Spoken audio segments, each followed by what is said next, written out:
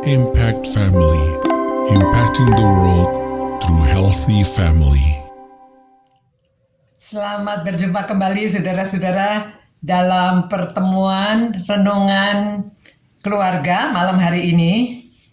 Kita sudah merenungkan firman Tuhan bagaimana kita mengasihi Allah dengan segenap hati, segenap jiwa, segenap akal budi, segenap kekuatan kita.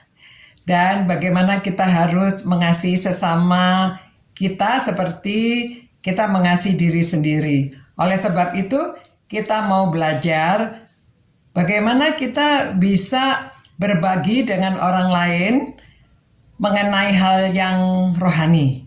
Ya, kita belajar kalau kita mengasihi orang lain, kita melakukan apa yang kita tahu itu baik, kita bagikan.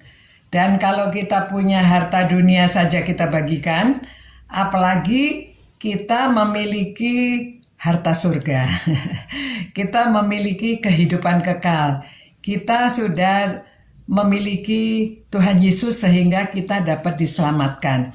Nah, itu sesuatu yang lebih penting daripada harta dunia. Maka kalau kita mengasihi orang lain, kita perlu juga berbagi tentang harapan kita di dalam Tuhan bahwa kita bisa memperoleh hidup kekal. Nah, yang menjadi dasar bagaimana kita bisa berbagi tentang hidup kekal di dalam Yesus Kristus, kita mesti menjalin hubungan dulu dengan orang lain ya. Kalau hubungan kita baik, kita dikenan, kehidupan kita, sopan santun kita, ini boleh untuk orang tua maupun untuk anak-anak, wanita ataupun pria. Apalagi juga untuk yang lansia, karena orang-orang yang sudah lansia itu mereka juga memikirkan kehidupan mereka di dunia ini mungkin tidak lama lagi. Walaupun anak muda juga ada yang hidupnya tidak lama di dunia ini. Tetapi semua orang akan menghadapi kematian. Itu sebabnya kita memikirkan tentang hidup sesudah kematian.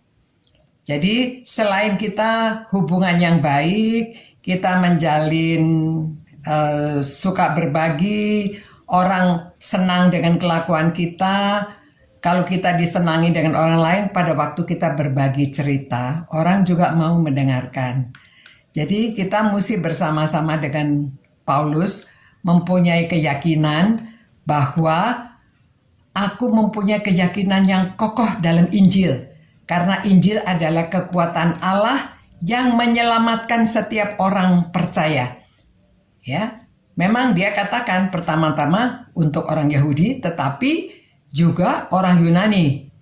Berarti di luar Yahudi, semua orang bisa memperoleh keselamatan di dalam Yesus Kristus.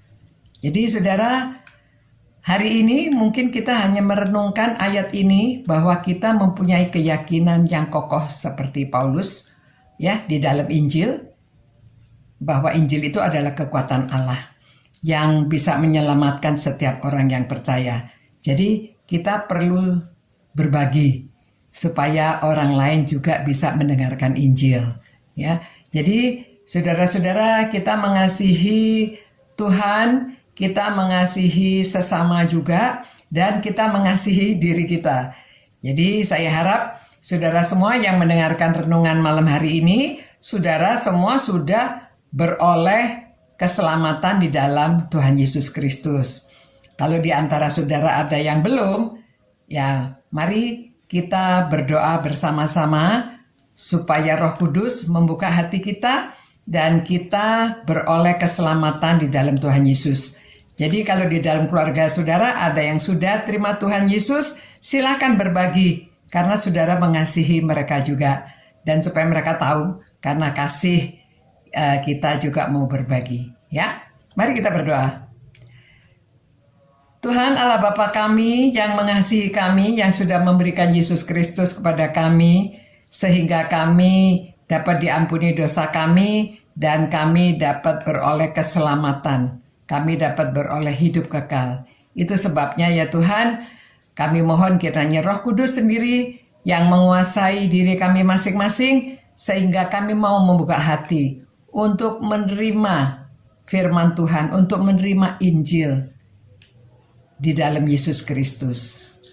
Berkati kami semua Tuhan, kiranya Tuhan memelihara keluarga-keluarga yang sedang merenungkan firman-Mu ini, agar semua bisa saling mengasihi, saling berbagi di dalam hal jasmani maupun hal rohani, terutama mengenai keselamatan. Terima kasih karena kami berdoa demi nama Yesus Kristus, Tuhan kami. Amin. Sampai berjumpa saudara-saudara. Selamat malam. Tuhan berkati dan lindungi saudara.